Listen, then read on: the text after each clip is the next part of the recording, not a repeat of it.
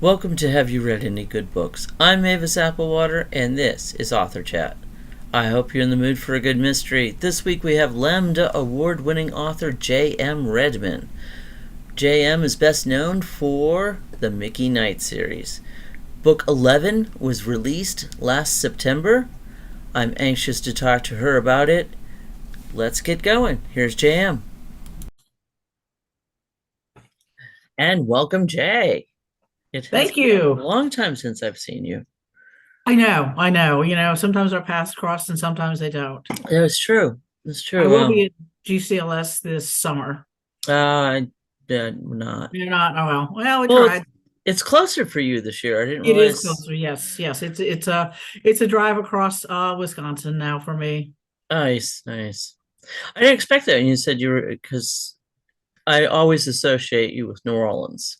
Yes, and I associate me with New Orleans, and I'll probably always be associated with New Orleans. But I worked for a number of years. Obviously, I retired about two years ago, and my wife had gotten tenure up here at the University of Wisconsin Milwaukee. So we thought about it and figured, well, it's let's consolidate our resources. We can do better. We can have more cats. The important thing. Yes.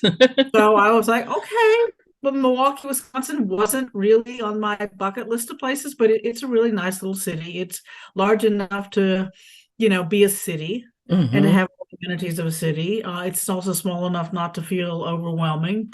Right. I miss New Orleans incredibly. It'll always be the city of my heart and my soul. It's an awesome city. It really is. Yes. And it is the home of Micky Knight. Yes. I Yes. Well, love I mean, that. I wanted to write, as you know, I've been around for a while. My first book was published in 1990. So when I did that, obviously there weren't a lot of, well, there were very few lesbian PIs. I don't want to say I'm the first because I don't think I was, but I was one of the early ones. And a lot of the books that I read, they were set in New York, they were set in San Hmm. Francisco, or Los Angeles, the East Coast or the West Coast. And I grew up in the South. My father was a New Orleans native, and I felt like, I don't want to. I was actually living in New York City at the time, but I felt like I don't want to write about those places. And I went back to the place that I kind of grew up, that was large in my childhood imagination, and said, let me just go to New Orleans. And moved there shortly. I would sort of been already been planning to move there shortly after, and I did, and I lived there for over 32 years. And it is such a fascinating city to write about because there's so many possibilities. It's just it's one of those cities that has a heartbeat. Yes, it does. And it also has a quirkiness that I don't think you Yes. find in many other places. No, you don't. No, no, definitely not. But I love it. I've not spent enough time there. Yeah. Now my first introduction was to Mickey was Death and the Dying Man, which I love that I could just jump in and book Yes. five. It was book five, I Book think. five, yes, yes. Yeah, I always try to write the books. It's part of a series. Obviously, they're ongoing characters and stuff, but I always try to write the books so that you don't feel like, oh, I don't know what's going on here because I'm gonna go need to read, these five other books or whatever.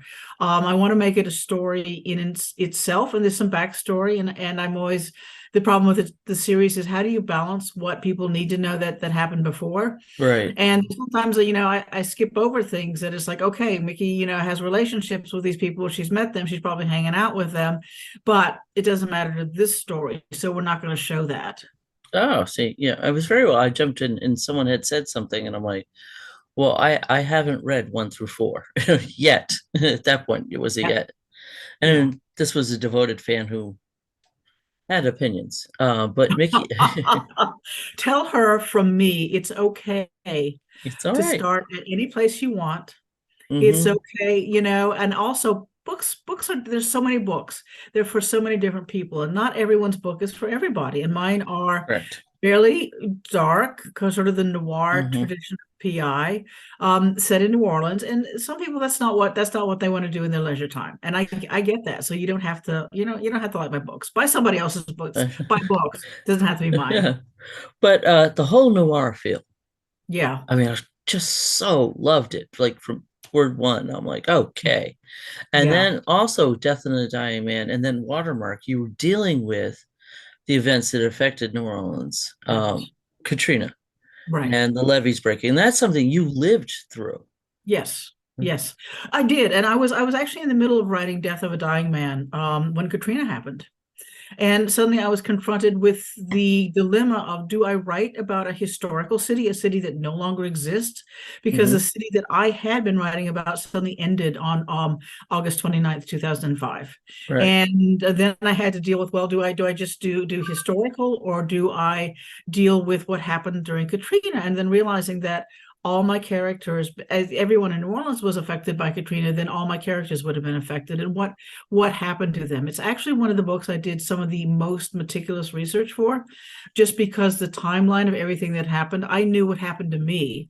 I Right. knew, I could, still chapter and verse of, what, when I left, how long it took me to get, just even to Baton Rouge, and how long to drive over to the Texas border where I was staying with friends, and all that sort of stuff. But I didn't know what happened to, what happened to, like, Joanne, who was in the police department, what happened to Cordelia, who was a doctor, what happened to all Right. these people. Yeah. So I really had to do the research into it. And I made the decision, I'm going to go ahead and write this book as if they're going along, this happening, and then suddenly Katrina happens, and what happens after, and then how do I pick up the plot that I wanted to manage in the aftermath of Katrina. Right. It's such a, like you said, everything changed moment. Yeah. Yes. Everything changed. Now I'm really impressed. I keep looking over. I have notes. So I Yeah. don't, Okay. Which is fine. so I don't screw things up. Or try not to, anyways. Yeah. Spanish, German, Dutch, Norwegian, and Hebrew. Your books have all been translated into those Yes. languages. That is so freaking impressive. Yes, I mean, not all of them, not all of them. I think only one book actually made it to Hebrew, and I think it was sort of a project of somebody who wanted to do it. Oh, okay. And which is, hey, cool, that's fine. It's fun to say. But yeah, I've Yes. had, again, most of my books have been translated into Spanish. That's probably the language that the most available in. The first four in German, I think one or two in Norwegian, the first couple. Hmm. But again, it's fun to think that my books are going so many places that I probably never will go, but at least a little piece of me gets to get there. Yes. Among your many accolades, Lambda winner, I've editor's choice for the San Francisco Chronicle, NPR Fresh Air. I'm a Yeah. busy gal. Now, Yeah, well, me, uh, and yes, no. yes. Lucky, privileged. Let's always go there, because the privilege that we get to be able to write Hmm. is not given to everybody. And Yes. so being able to do that, and I don't, sometimes I don't feel that I'm busy. I think sometimes my books took a while to get out, Right. and obviously part of it was I worked. I had a full-time day job, and I mean, this. I think both authors know this, that we don't sit back and write all day. No. We have to figure out when, what time do we have? When can we claw it in? Who do we say, nope, sorry, I can't go to your barbecue. I got to finish this chapter. And it takes time. And again, I've been pretty lucky in terms of my It career. it does take time. I when I was tending bar and waiting tables, which is what I did for most of my life, because that Yeah, degree in theater got me there. Uh, right. No, someone I had asked to do me. theater too. Yeah, I saw that. Yeah, Um, someone asked, "Well, what do you do? Come up with like storylines on your way over to the table?" And I said, "Yes, yes, actually I do." yeah, 'Cause there's a lot of yes, downtime then. It's like, okay, well, yeah. let me Well, let me I think write it's this on a all. napkin. Yeah, I know. That's another thing people don't realize about writing. They think writing is, oh, you sit in front of a computer or a typewriter or whatever, and you start putting words on the page, and that's actual writing. But I think for me and most writers, writing is thinking about the book, is having ideas for the book. It's this churn in the brain that's like, oh, that would be an interesting idea. And sometimes it's like, nah, I don't want to go there. But sometimes it's like, oh, that is interesting. That maybe I do want to go there. Maybe that's something. And then I start thinking about, okay, the characters, how are they going to do this? And then at some point, I feel this nucleus of a book sitting up here. And I Mhm. feel it's ready to start coming down. It's ready to start moving from my brain onto the page. It's true though. And sometimes have you found that you were planning to do this with Mickey gets this case, but by the Yeah. time you're actually putting Mhm. pen to paper, so to speak, Yeah, Mickey's doing something completely different. Mickey too. Yeah, I actually did, the typical, well, you should outline your book. So my first book I outlined, and then when I finished the book, I realized that the outline just told me what I thought I was going to do, and there were many different directions that it pulled. So I That's really don't outline anymore. I know that really works well for some people, not against it. It just doesn't work for me. no, no. I mean, I keep the whiteboard because I'm getting older and I have to remember people's names. Yeah. Yes. Other than that, Yeah, that Death by the Riverside, that was the first, that was Micky the Knight. first. Yes. Yes. But I see here there's on your website there, the Nell McGraw series. Yes, I the never heard stories of I want. this. Okay, well, yeah, there's a good reason for that. There were stories I wanted to tell, and they were set in a small town like the one I grew up in, Hmm. and they were published by a sort of a Midnight Ink, which was just a publishing. They were publishing mysteries, just general mysteries across the board, Hmm. and so they published the first two of those, and then and it has nothing to do with me, I don't think. Is they decided that the larger parent company decided, oh, we don't want to do mysteries anymore, so they just ended the entire line. You Oh, know, there are a couple hundred mystery writers on it, and so I was like, well, that's sort of that. that So kind of sucks, but they okay. yeah. So they're not easily available. If someone really wants copies, I have copies. I can sell people copies, but it's sort of yeah, I think about maybe redoing them and publish them, self-publish them, or doing the Yeah. Amazon thing or something. I just haven't gotten around to it yet. That's a lot of work too. I don't think people realize that. Oh, No, people don't. And that's why I'm like, oh, I don't know about that. well, Would you I have, have the books. It's like, well, I but do, but yeah, yeah, I have the books. it's not that easy. No, But you're with Bold Strokes Down and I am have with been, Gold Brooks. Yes. yes, for Yeah. all, let's hear it, 11 Mickey Knight books. 11, the Bold Strokes now has all 11 of them. Hmm. Some of the early ones were published by other publishers. I bounced around a little bit. I think as a lot of us have, as a churn and change Yeah. in publishing happened. Well, a lot of changes in the whole Yes, it explosion does. in the Hmm. LGBTQ and publishing world has exploded in so Yeah. many positive ways. And as we were Hmm. talking about, not so positive going on in the world today in regards Yeah. to our work, which you and I are both aware, your books get banned. Yeah. Yeah. My books haven't been famous enough to get banned yet. I'm sure if anyone noticed them, they would. I've no longer available for distribution in public libraries. Well, I guess that's a ban. Yeah, I guess. Oh, yeah.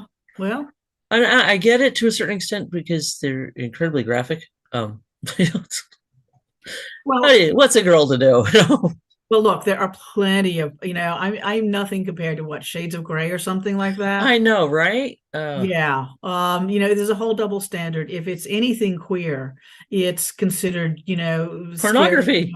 pornography. Yeah. Yeah. If it's straight as well, it's not so bad. At least it's grooming kids and what they're supposed to be. Ugh, sorry, I had to let that out. Yeah. Oh no, it's perfectly understandable. So this is one of the reasons why we do these things to let them know about our queer books. They're there. Go buy them. Yes. But especially, Mickey is that film noir, hard-boiled detective. I love those great old movies. Yeah. And I a know. lesbian.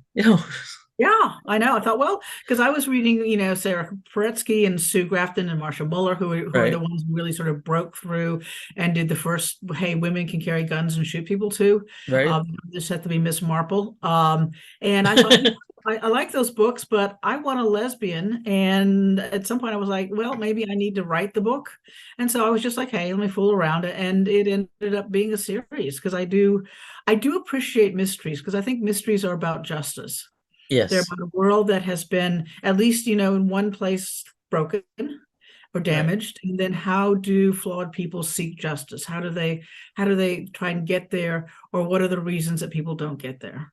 And that's what I liked. I mean, like I said, the first one I did was your fifth book. But Yeah, who wants to kill a dying man? And that's a great exactly. jumping off point right there. Uh-huh. Yes. But Yes. Of course, it's been a while since I wrote that one, but yeah, I wanted to. And some of it's a bit dated now. Obviously, Hmm. it's part of its time because the dying man was had HIV, but he was being treated for HIV with effective treatments at that point. But there were at that uh, juncture in time there were no effective treatments for hepatitis C, Right. which destroys the liver. There now are effective treatments for hepatitis C. So I couldn't write the book now. Really, I'd have to come No, up with something else. But yeah, it's like why that was the hook of the mystery, and then to sort of talk about the various well, obviously dealing with the whole aftermath of Katrina and what happened to everybody. That became a big part of the book that I hadn't really planned on, but like you say, sometimes things just happen. they do. It is amazing. And Watermark would follow Death of a Dying Man. Now, your latest one was released in September 2023, Yes, Transitory, and yes, also I feel a timely subject. yes, Um, yes. our trans brothers and sisters are being killed. Yes. One of the things I wanted to write, yeah, obviously, there are multiple things that came into writing transitory. I'm a lesbian, I'm not a trans person, but I was fortunate in my day job. I worked in HIV AIDS prevention. And one of the things that we Nice. did I oversaw a department, and one of the people that reported to me was working on two different grants that focused on the transgender community. So we had a number of staff that were transgender. We also were doing research into the New Orleans transgender community. So we were doing focus groups with transgender people. We were doing, like this key informant interviews, surveys, all this sort of stuff. So gathering information that I had access to in a way a Right. lot of people just don't have. They don't have the daily interaction of working with, some of my coworkers and stuff. They don't have the ability to read that and find out, okay, what's going on. And I felt like it's one of those places you need to take a stand. And mine is that trans women are women. Trans people get to decide their own lives. And Hmm. I think one of the things I kind of wanted to, I don't know if I explicitly said it in the book, but that we all transition, that we Yes. all change. We're no longer 20. Sometimes we're no longer 50. We move to different places. And the normal transitions are okay, and the ones that aren't considered normal are looked at with suspicion. Hmm. And we should recognize that people get to make their choices and they get to transition and change how they want. Yes, and it's this whole even within under the rainbow umbrella, it's like, well, get over it. It's not up to you to decide who's a man, who's a woman. Exactly. It's not Exactly. not your call, you know? Yeah, I don't live in that body. It's Yeah. not my decision. The trans Hmm. people that I know that I've talked to, they've all said, I knew when I was young. I've known all my life. It's not like, oh, I'm 16, I'm going through, hormonal whatever. I think maybe I'm not the right sex. It's always I knew from the first moment. So it's not a small thing. And it also tells us how shallow we are in defining what the boundaries are. Right. That sex is about what's just on the outside, and so much of who we are is internal, in the chemicals in our brains, in our bodies, in a way that just doesn't show necessarily, and that's Yeah. just valid. I had to roll my eyes because that's like, oh my God, there's so many things we hear. There's Yes. people's sex. Oh, that's just a choice. It's no, no. Yeah. No. No. It's not Yeah. something I've experienced, and I've always known that I liked girls more than boys. Yes. And if my mom could Exactly. get over it, the rest of the world can, Yeah. Oh, I know. I know. This is not something that I always tell people, if grooming worked, I'd be straight. right? Because I grew up in a small town in Mississippi. That was my adolescence. And believe me, you were being groomed to be straight down there. And since it didn't work, it proves that grooming just doesn't work. It doesn't change who you are. Straight, God fearing, was it God family football? Yeah, Yeah, pretty much. Yeah. yeah, Well, yeah, particular narrow versions of each. right. But thank goodness you got out and got to Vassar. I saw Yes. Yes. that. It's just like I'm learning so much about people I've known for so long, and it's like good friends, and it's like you have how many degrees? Why didn't I know that? I just know that. Well, these things don't come up in casual conversation. Sometimes we have deeper conversations with people because Yeah, it's kind of structured that way. You do an interview like this. If you're sitting in a bar or in a coffee shop, depending on what you want, just chatting, you may not bring up, well, 30 years ago, I went to blah, blah, blah college well, and I did this, and these were my dreams as a child. And this is, those often don't come up. And no. sometimes they're important things. It's funny though when we sit in the coffee shops and the bars, it like the conferences and whatnot. We very rarely talk about books too, because it's like I know. I don't want to talk about work. I've been doing that all day. Well, sometimes about the conferences, I will say this, we have these structured events, the panels, Hmm. the workshops, all this sort of stuff, the readings that are really focused on the books. And so it may be that you need a little bit of time to move on to other things Yeah, afterwards. Although, I think that maybe a book chat, so an unstructured book chat might not be a bad thing to have. I think that'd be awesome. I love talking about books, as you may have guessed. Yeah, I sort of figured that. Mm, gotta get my coffee in. Yo, I hear you. Yeah. Yeah, It's obviously later in the day here where I am, so I've yeah. already got my 2 cups. And I'm two hours behind you, so Yeah. I'm finishing it on my caffeine allowance for the day. Hmm. Like you said, your 40s, your 50s, okay, and then Yeah. you transition a lot more in your 60s. Yeah, you do. Yeah, and here we are. Here we are indeed. Indeed. But I did not know you were also involved with three anthologies. We Yes. I can't take a huge amount of credit for it. My friend Greg Heron. Greg Heron. Okay, yeah. Yes. And Greg and I actually worked together. We worked at the same agency, but he Oh was wow. also my editor.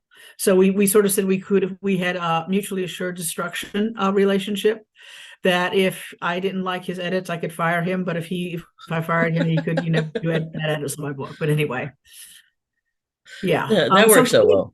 yeah, he was sort of he was more the instigator for them and the one who did a lot of the heavy lifting. But he said, "Hey, do you want to come along and do this?" So we did one that focused on gay male men of the mean streets and then women of the mean streets. And so Hmm. he did most of the men of the mean streets. I did a lot of the talk to my friends and stuff for women of the mean streets, and then we also did one on queer horror called Night Shadows.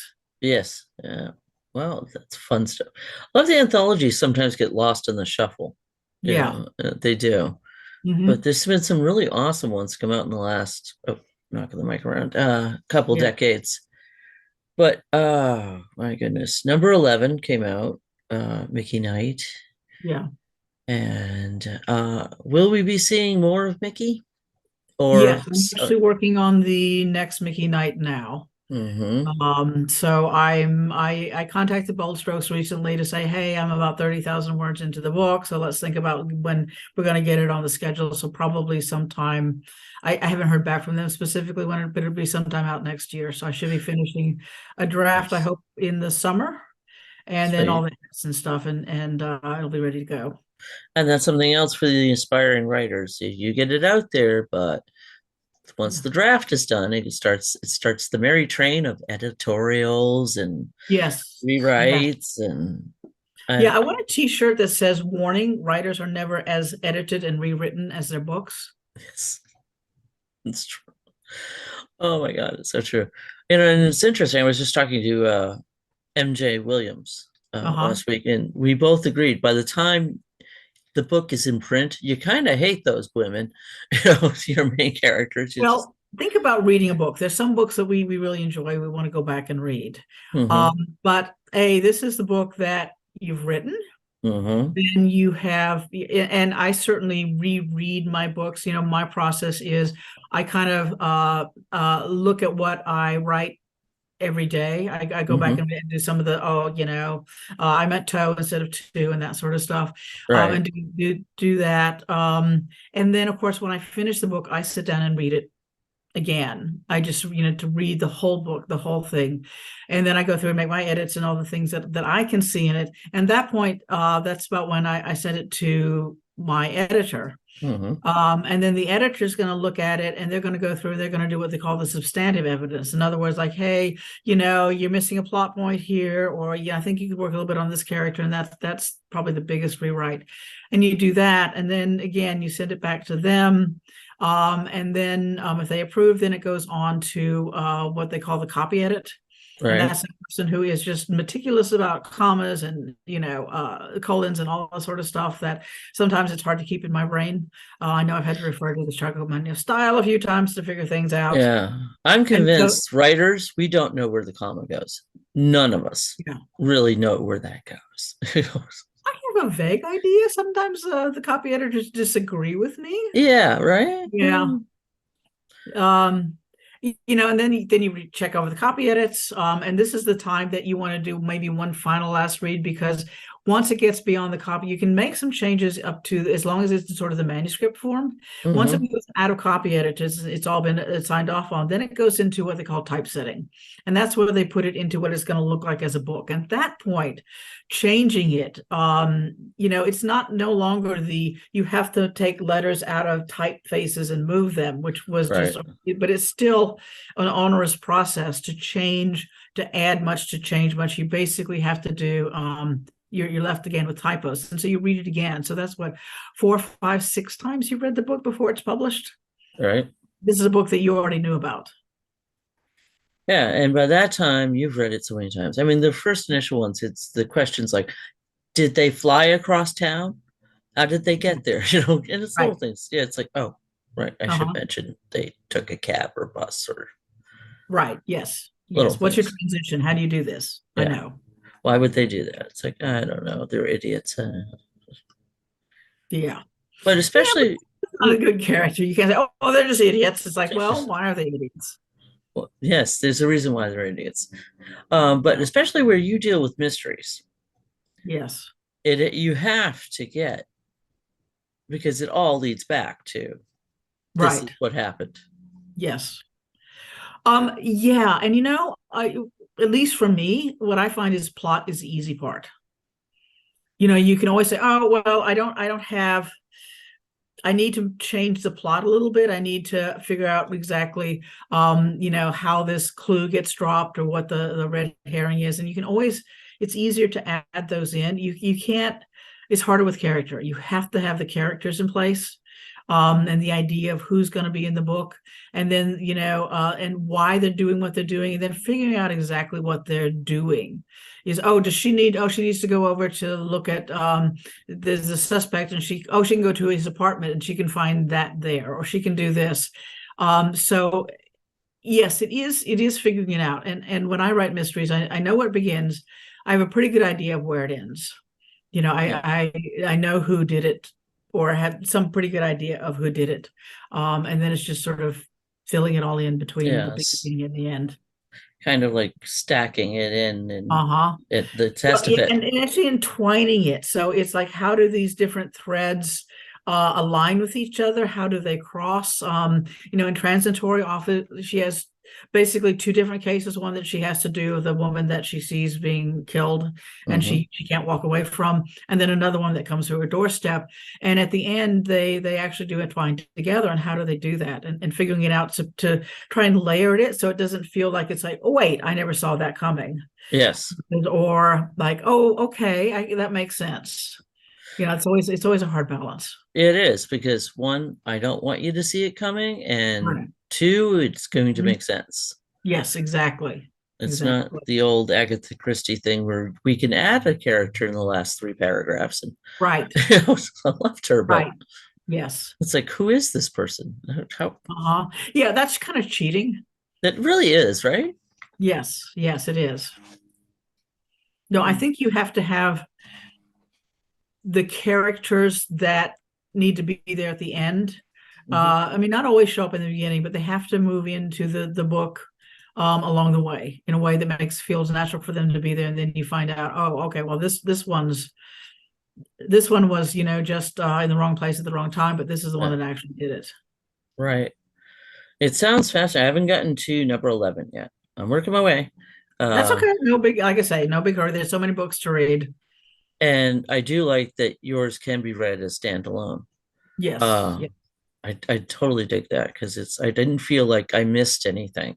Uh-huh. Well, that's what I'm trying to do. Yeah. And I think, if even you just pick up number 11, transitory, you should still be able to read them. Yeah. And it's getting to be that perfect. Oh, there we go. Yep. When I put this all together, there'll actually be a montage of your book covers. Okay. Well, there you Yeah. go. You got Yeah. my work for me. Well, it's fun for me. And it's like, oh, Yeah. there were a couple of them. I'm like, I missed that one. I totally missed that one. I know I did. But Yeah. Yeah. yeah, wow. It's just it's getting to be the perfect time of year to curl up with a mystery though. Yeah. Yeah. Well, I Okay. think any time of year is good, but I'm not going to argue. Well, I feel that certain times of year, I just crave a good mystery. Yeah. You know, Yeah. we can just sit back, kick back. Christmas is not on the horizon and all this. Uh-huh. Well, of And course, books make great gifts. they do. And as I like to remind our viewers, one, feel free to like, subscribe, all that stuff. But in the description below will be links to your website and to Bold Strokes as well, where you Thank can you. buy JM's books. Yes. And Yes, and they you can get do my make, books most places. The publisher helps support the publisher and their right? activists and the authors, obviously independent bookstores. Particularly, I mean, there aren't many left anymore, but the LGBTQ or the feminist ones, support the people that are actually going to support the community because the big corporations are not. Or not. I mean, I get it's easy to click on and do that, but there are the few local bookstores that support our community, that are about our community. Hmm. Please patronize them. Yes. They are so important. There's one in Asheville, North Carolina, and Charis in Atlanta, Yeah. where I did my first reading here. Yeah. Yeah, Karis has always been really good. When I was working, because we were funded a lot by the CDC, so I had to do a lot of work trips to Atlanta, Oh, and that was sweet. always, yeah. So Karis was always on my let me stop by there, and they're always very incredibly supportive. Not only to the LGBT, but women's books as well. Hmm. And let's see, and we have a new Micky Knight to look forward to next year. It's Yes. just awesome books. If the old, like I said, it's the old film noir. You get Hmm. in there, you got that hard-boiled detective, only Yes. it's a she. Yes. It's a she. It's a she, and Mickey is definitely a she. Yeah, Mickey is very much so. Well, I thank you so much for joining us. We're running a little short on time. Yes. I'll put the links below to your website and to Bold Strokes as well. And again, support your local bookstores. And don't forget, Transitory, am I saying that right? Transitory. Yes. Yes, is out now, along Yes. with Books 10 are out other now, but books. you can start with any of them. And Listen, thank you so much, Mavis. I really appreciate you doing this and getting the word out. oh, I love it. It's so much fun for me. Okay, thank you so much. And we'll say goodbyes. Okay. Bye. All right. So I have not gonna pause recording.